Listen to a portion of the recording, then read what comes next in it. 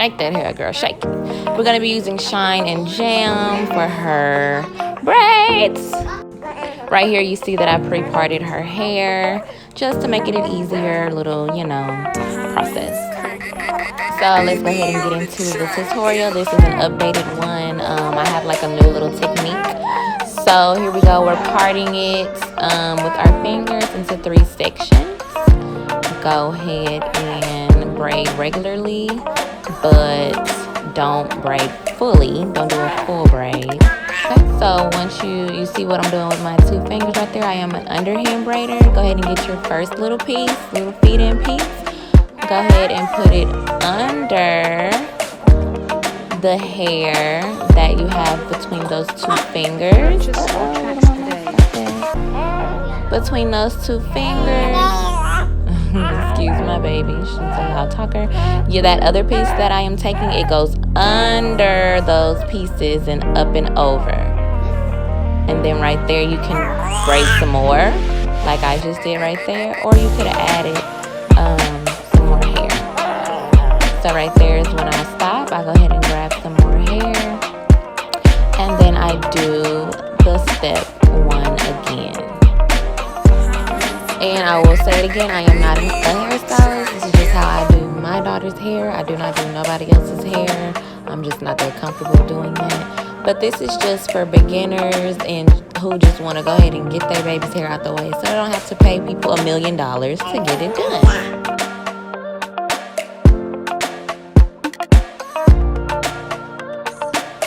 So here we go again. Go ahead and get your 3 sections of the hair and just go ahead and start your braid, but don't fully do a braid. Once you cross those 2 pieces, go ahead and get your feed-in piece and put that piece under those 2 pieces, which are the pieces that your pointer finger is holding and your thumb is holding. And then your other piece, which will be hanging off on the right side that I have, go ahead and tuck that under and start braiding regularly. And then you can get another piece and go ahead and do the same thing. And I think I used about 3 to 4 pieces for her braid. And sometimes you might need to add another piece like kind of lower down in the braid and not at the top, just to kind of make it a little more even.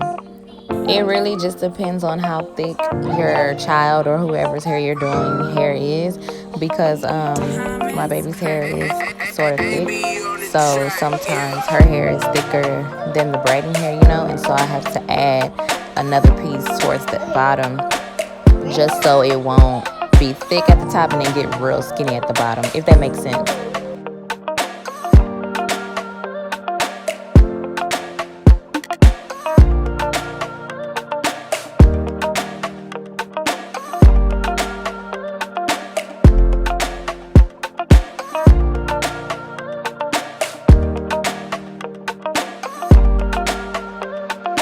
Purchase your tracks today.